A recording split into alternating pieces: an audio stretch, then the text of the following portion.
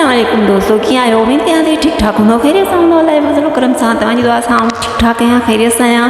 तव्हांखे बि लॻंदो हूंदो वात हिकिड़े पासे पियो वञे, ॻाल्हाइण ॿिए पासे पियो वञे। बहरहाल मूं वीडियो रिकॉर्ड थी, पर उन में वॉइस सही न आयो, इन करे मूंखे वरी वॉइस ओवर करिणो पियो। सो कल्ह टियों ॾींहुं मूं हिकिड़ी पोस्ट कई हुई त मूंखे गिफ्ट आयो आहे। सो गिफ्ट ॿ 3 माण्हुनि मूंखे कमेंट कयो त तव्हां ॾे असां मोकिलियो आहे। सो हाणे गिफ्ट बाबा हिकिड़ो आयो आहे। सो हाणे कोई हिकिड़े ई मोकिलियो हूंदो, हाणे 2 कीअं मोकिलियो हूंदो। सो इन करे आउं माण्हुनि खे कंहिंखे ॿुधायां बि कोन पई त गिफ्ट छा आयो आहे। सो हल जंहिं बि मोकिलिया उहो ॿुधाए न त गिफ्ट में छा आहे, उहो मूंखे ॿुधाईंदो त बसि हुनजो नालो मां खणी छॾींदसि ऐं गिफ्ट बसि ओपन करे ॾेखारींदसि। ख़ैरु अॼु मुंहिंजी दिलि चयो त तव्हांखे सॉन्ग ॿुधाइजे। हिकु भाउ मूंखे मोकिलियो सॉन्ग, चई हीअ तव्हां पंहिंजे चैनल ते रखो।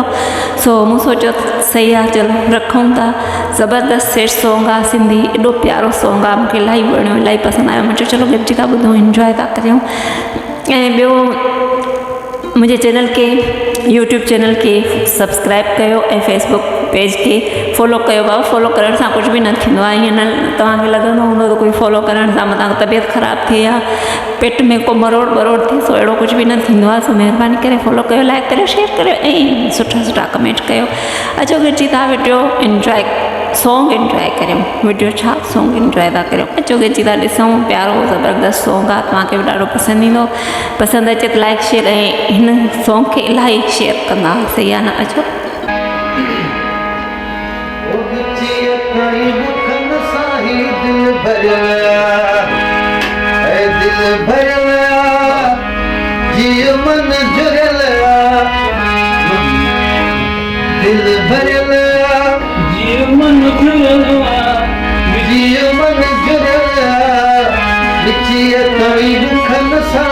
दिल